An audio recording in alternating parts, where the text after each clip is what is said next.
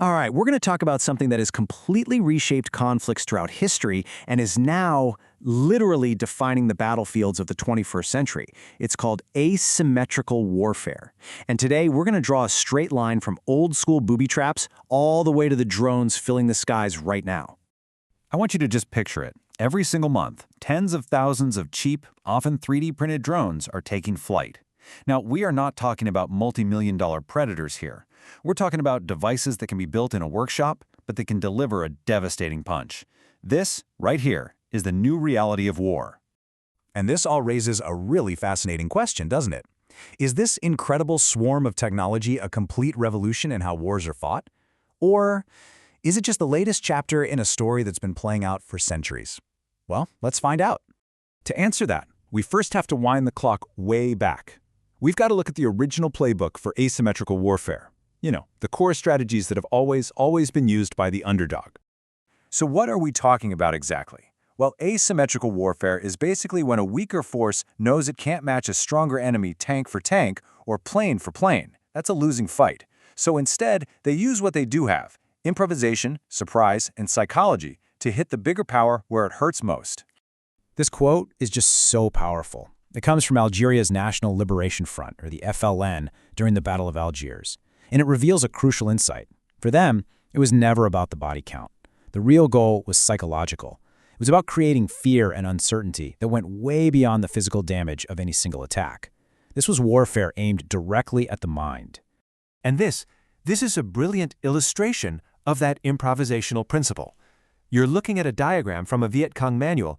It's showing how to take an unexploded American artillery shell and rewire it, turning it back against the people who fired it. I mean, it is the ultimate example of using what you can find, and it's absolutely terrifying. So when you really boil it all down, this insurgent playbook has 4 timeless principles. 1. Use cheap, available stuff. 2. Operate in small, independent groups, so you're hard to find.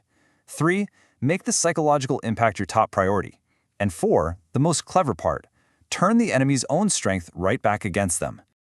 Okay, now let's fast forward back to today. Because when you look at modern drone warfare, you're going to see that same exact playbook. It's just been remastered for the 21st century. Let's look at the parallel in materials. Back then, it was all about repurposing dud shells and tin cans. Today, it's about tapping into this whole civilian world of hobbyists and engineers who are using 3D printers to mass-produce cheap, effective drones. The principle of low-cost improvisation is exactly the same. And it's the same thing with organization. The FLN operated in these small, really hard-to-track cells in the city of Algiers. Now, you have these small, nimble innovation hubs and drone units that can adapt and deploy new technology in weeks, not years. Decentralization is still the key to survival and success. And the impact is just staggering. This number you're seeing, less than 10 minutes, that's how long it can take for Russian forces to spot a target with a drone, send the coordinates, and have artillery rain down on that exact spot. This kind of real-time feedback loop makes their attacks unbelievably fast and deadly. And just like that FLN directive from 1956, the goal today is so often psychological. These reconnaissance drones aren't just for military targets. No, they're being used to track civilian movements and target things like evacuation routes, all to maximize fear and prove that nowhere is truly safe. So how in the world do large, conventional armies even respond to these kinds of tactics? Well, it turns out their response often creates a whole new set of problems, and history shows us a really clear pattern here. 3,000. That's an estimate of how many Algerians just went missing after being arrested by French forces during the Battle of Algiers. You see, the French response was to use mass arrests and incredibly brutal interrogation methods to try and dismantle the FLN network piece by piece. And here's the paradox. Tactically, you could say the French succeeded. They did break the FLN's network in the city. But the brutal way they did it became public knowledge, and it turned world opinion against them. It ultimately led to their strategic failure in the wider war.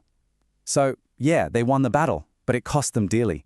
Today's conventional powers, well, they face a completely different kind of challenge: this supply chain. Get this, a staggering 80% of the critical electronic components for drones, the stuff used by all sides, is sourced from China. This creates a massive vulnerability. For a big alliance like NATO, this creates a perfect storm of problems. Their own buying processes are just way too slow to keep up with this rapid innovation. They struggle to produce cheap drones at scale themselves. And all the while, their adversaries can often just bypass sanctions entirely, using these shadow supply chains to get all the critical parts they need. So what you have is this non-stop high-speed arms race of adaptation. It really makes you wonder, what does the future of this fight actually look like? Well, it's a constant game of cat and mouse. First, you build a drone wall for early warning. Okay, then the enemy responds with electronic warfare to jam your signals. So, you develop fiber optic drones that are physically tethered so they're immune to jamming. But then, the enemy starts using super cheap decoy drones to make you waste your expensive missiles. Each move prompts an immediate countermove. And that brings us to the ultimate takeaway here. In this new era, victory isn't just about having the most advanced weapon anymore. The decisive factor is speed. It's about who can identify a problem, design a solution, and deploy it at scale the fastest. Agility. That is now the ultimate strategic asset. So we end with this. The old playbook of the underdog is being remastered at an absolutely incredible pace. And it forces us to ask a really fundamental question. When a motivated group with a 3D printer can build an air force in a garage, what does that mean for the very future of power?